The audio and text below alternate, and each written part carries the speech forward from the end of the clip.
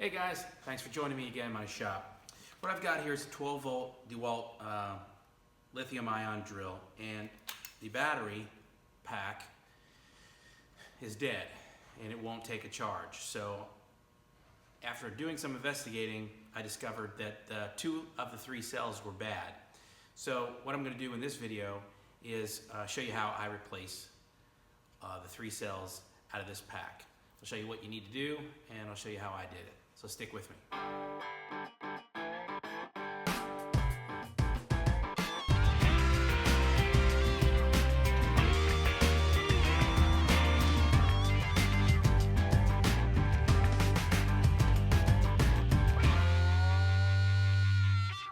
So as you can see, when I insert this pack,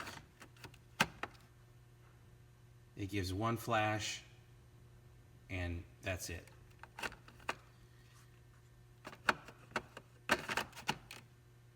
It's not going to take a charge. I've done all the troubleshooting off camera and done some research, and I'm not going to go through how to access each individual cells through these contacts here. That's going to be for another video. And really for the average user to replace these cells, that's not what I'm trying to cover in this video. I'm just trying to cover replacing the cells with known good cells. But you can access, without taking the screws out, you can access each individual cell and cumulative overall power between the 3 batteries from the battery positive and the battery negative terminal. By taking the battery case apart, I'm able to access the individual cells and test the individual cells. And of the 3 batteries, only one of them is actually good, but I'm not even going to take a chance. I'm just going to replace it with all 3 brand new batteries. So this is the brand new cell, and I tried to match as close as possible to the original cells that came with this battery, just so that I didn't risk getting any errors in charging on the Dewalt charger. And as you can see, this is the negative terminal, and this is the positive terminal.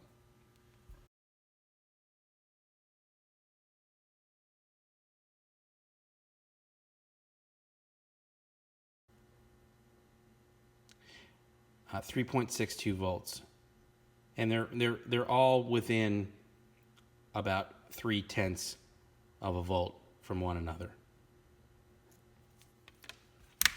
This is a security bit set that I purchased from Amazon, and in order to get into these cases, this is a T10 Torx Bit.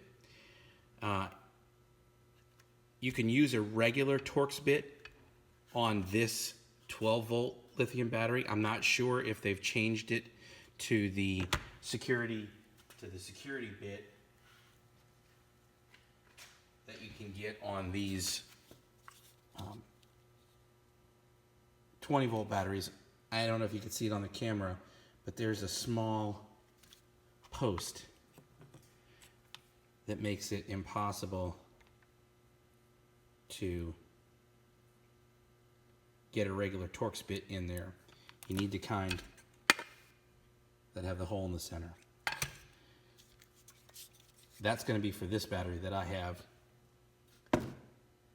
However, on this battery, it just takes a regular Torx Bit.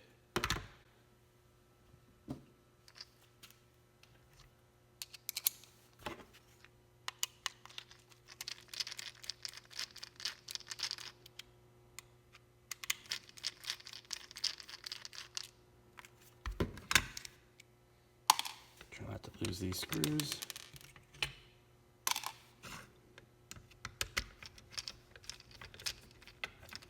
Be careful when you take this apart.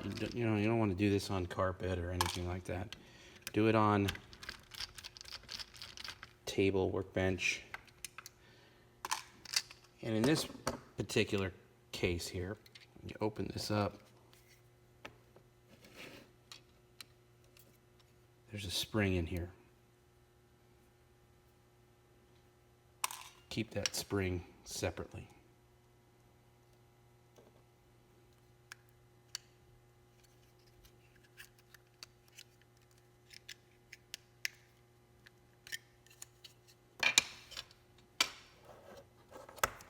There you go.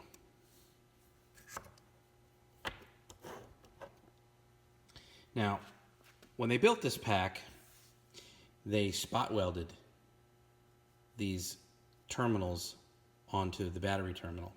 And now we're going to have to pop those off. So that's going to be somewhat of a struggle. I'm going to probably do that off camera and try to get underneath here with a very thin screwdriver to pop off those spot welds. All right, got all the batteries out. Didn't damage the connectors too bad. I'll flatten them out, and they're still attached to the wires.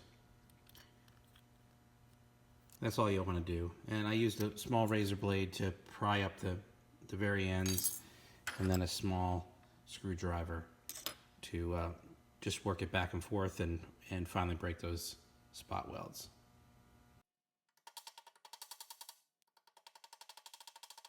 Okay, so getting back into this now, as far as placing the batteries, the plastic carrier,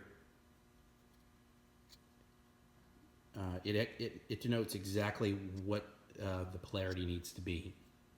So there's really not going to be any confusion as to how this goes back together. So there's a positive, positive, negative, negative, and this of course is positive. Okay, so I've placed the batteries in the carrier and I've taken note of the orientation. Not that it really matters, but at least if I have to rebuild this pack again, I'm going to be able to get to this serial number and the model number of the battery without having to pop these tabs off again in case I have to get back in there to look at them, to reference something. Maybe there's a battery recall, or I got to replace the pack again. At least I'll be able to see the serial number. So now that I've got the batteries where I want them, I'm going to go ahead and tape them so that they don't move when I go to solder them.